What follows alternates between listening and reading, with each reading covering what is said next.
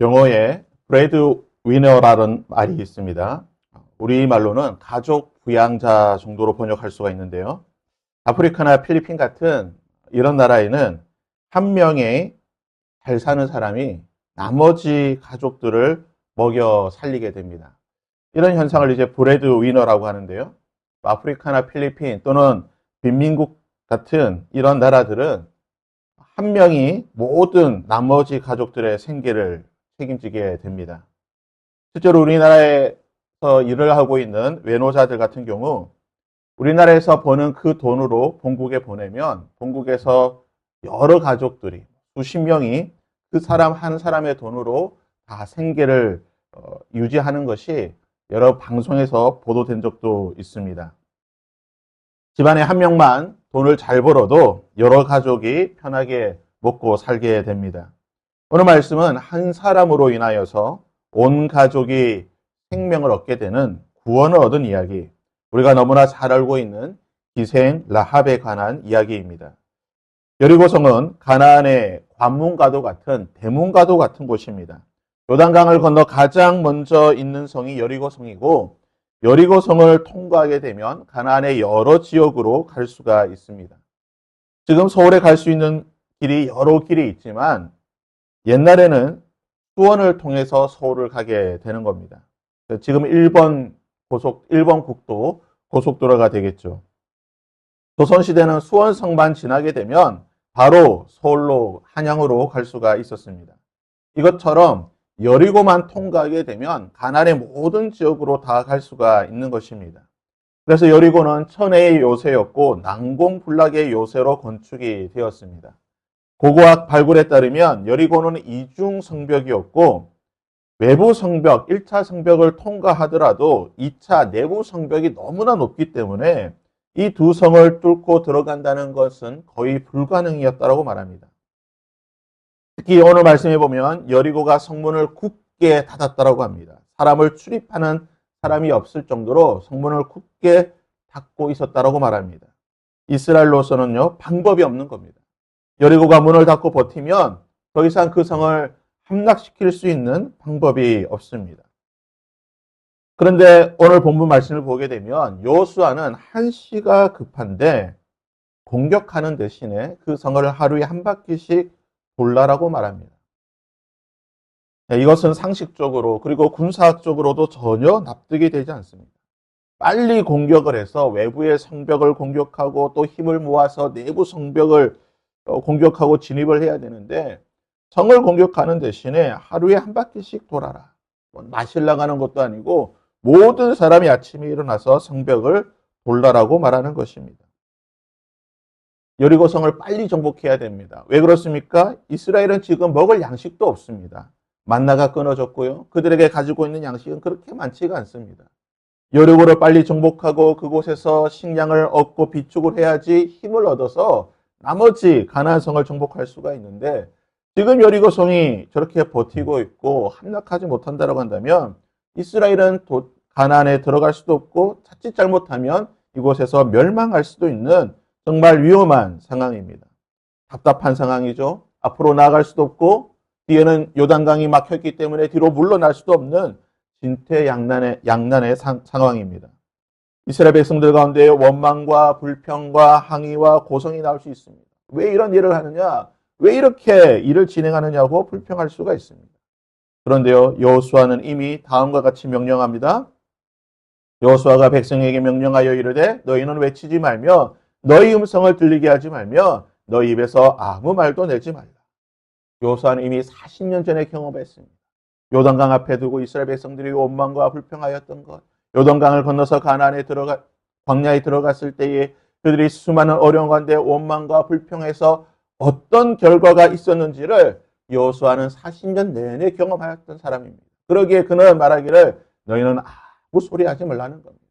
너희들이 아무리 생각이 많고 지혜가 많아도 하나님께서 다 계획이 있으시고 하나님이 다 뜻이 있으시기 때문에 너희들은 아무 소리 하지 말고 그냥 잠잠히 하나님의 말씀에 순종하라는 것입니다.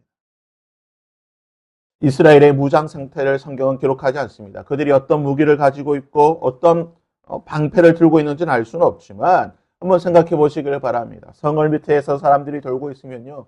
위에서 돌을 던진다든지 화살을 쏜다든지 물을 끼얹으면요. 그냥 당할 수밖에 없습니다. 속수무책으로 당해야 되는 상황인데요. 이런 위험한 상황에 노출이 되어 있음에도 불구하고 어떤 소리로 내지 말라는 겁니다.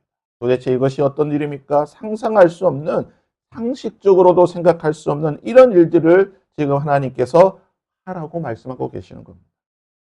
그러나 여호수아와 광야 세대는요, 이 하나님의 말씀에 순종하게 됩니다. 그들이 할 수 있는 일이 무엇입니까? 하나님 말씀에 순종하는 것 말고는 방법이 없습니다. 그들 손에 무기가 있는 것도 아니고 먹을 것이 있는 것도 아니고 저 여리고성은 너무나 거대하고 튼튼하기 때문에 그들이 할 수 있는 일은 오로지 하나님의 말씀에 순종하는 것밖에 없다라는 것입니다. 그러게 그들은 하나님의 말씀에 순종하여 성을 돌았던 것입니다. 아무 소리 내지 않고 성을 돌게 되는 것입니다. 그리고 마지막 날에 하나님의 말씀대로 7바퀴 돌고 소리를 질렀을 때에 그 성이 무너지게 되었다는 것입니다. 하나님의 말씀대로 그 성이 무너지게 되었을 때에 그들은 어떻게 하게 되는 것입니까? 그 성 안에 있는 모든 것을 온전히 바치되 남녀노소와 소와 양과 나귀를 칼날로 멸하였다. 여리고성에 있는 모든 것을 다 죽였다는 것입니다. 하나님의 말씀에 따라서 남녀노소 구분 없이 모든 것을 다 진멸하였습니다. 단 한 사람의 집만 빼고. 누구의 집입니까? 라합의 집인 것이죠. 17절 말씀에 이렇게 말합니다. 이 성과 그 가운데 있는 모든 것은 다 여호와께 온전히 바치되 희생 라합과 그 집에 동거하는 모든 자는 살려두어라. 라합과 그 집에 동거하는 자라고 분명히 말씀하고 계십니다. 여호수아 2장에 보시면요. 라합이 두 정탐꾼의 목숨을 살려주게 됩니다. 두 정탐꾼을 숨겨주고 그들의 생명을 살려주었을 때에 라합과 그의 가족들이 함께 있었는지 어떤 상황인지는 잘 모르겠습니다. 성경은 기록하지 않지만 분명한 것은 라합 한 사람이 주도하여서 이 모든 일을 했다는 것입니다. 라합 한 사람이 수고하고 노력하여 정탐꾼들의 생명을 구해 주었고 그리고 정탐꾼의 생명을 구해 주었을 때에 당신들이 이 여리고서를 점령할 때에 나와 내 가족을 살려달라고 요청하게 되는 것이죠.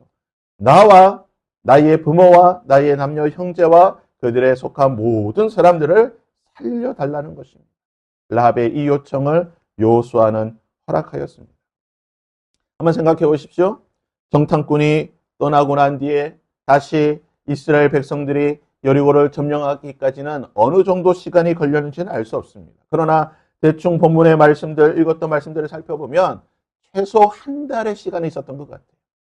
그곳에서 6월절도 보내야 되고 또 일주일 이런 시간들을 생각해 보면 최소 한 달 정도의 시간이 있지 않았을까 생각이 됩니다. 여러분 라합이 한 달 동안 무엇을 했을까요? 가족들을 살리기 위해서 얼마나 노력을 했을까요? 본문은 여리고성이 함락될 때에 라합과 그의 가족, 그의 부모, 형제, 그의 친족까지 있었다라고 말합니다. 단순히 부모와 그의 형제, 자매, 가족들만 데리고 온 것이 아니라 친척들까지 그리고 친척들에 딸려있는 모든 사람들을 다 이끌어서 왔다라고 말합니다. 몇 명쯤은 알 수는 없지만 야곱이 애굽에 들어갈 때에 그의 가족의 수가 70명이었다고 한다면 대충 한 수십 명 정도 되지 않았을까요? 라합은요, 이 수십 명을 설득시키기 위해 자신의 집으로 데리기 위해 얼마나 노력을 하였을까요? 아마 그는 수단과 방법을 가리지 않았을 것입니다. 부모를 설득하고 형제를 설득하고 혹시나 거절하면 억지로 손을 잡고 끌고 오기까지 아마 때로는 협박하기도 했을 거고요. 때로는 회유하기도 하였을 거고 어떤 수단과 방법을 가리지 않고 데리고 왔을 겁니다. 왜 그렇습니까? 자기 집에 들어오면 살기 때문에. 집에만 들어오면 살 수 있으니까 집에만 데리고 오기 위해서 얼마나 많은 수고와 노력을 하였을까요? 라합은 할 수 있는 모든 방법을 동원하여 자신에게 주어진 그 한 달 또는 두 달이라고 하는 그 시간 안에 그는 할 수 있는 최선의 노력을 했습니다. 그의 노력을 거절하고 뿌리쳤다고 한다면 그것은 그 사람의 잘못이지. 라합의 입장에서는 자신이 알고 있는 이 사실 때문에 그 가족을 생명을 살릴 수 있는 일이라고 한다면 그는 모든 것을 동원해서 데리고 왔을 거라는 것입니다. 사랑하는 여러분, 구원은요, 우리가 개인적으로 받는 것입니다. 나 스스로 하나님 앞에 나아가 예수 그리스도를 만남으로 우리는 구원을 받는 것입니다. 그러나 성경의 진리는 구원은 나 개인적으로 받는 것이나 나의 구원이 영향을 끼친다는 것입니다. 한 사람의 구원이 한 가정에 영향을 끼칠 수 있다고 말하는 것입니다. 한 사람의 구원이 한 민족의 생명을 구원한다라고 성경은 말하는 것입니다.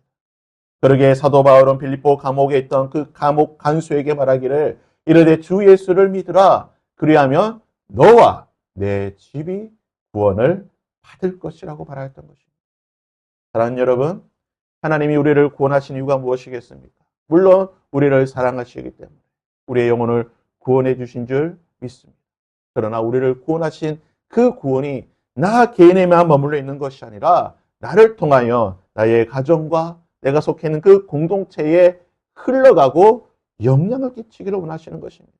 한 사람을 라합이 모든 수고를 하여서 그의 가족을 데리고 왔을 때에 그의 가족이 구원을 받았던 것처럼 우리 한 사람이 할 수 있는 최선의 노력과 수고를 다한다고 한다면 하나님께서는 반드시 우리의 구원을 통하여 나의 가족, 내가 속해 있는 공동체에 구원의 은혜와 은총을 베풀어 주실 줄 믿습니다. 오늘 하루 우리가 할 수 있는 이 최선의 노력을 할 수 있기를 바랍니다. 우리에게 주어져 있는 시간이 언제인지는 알 수 없습니다.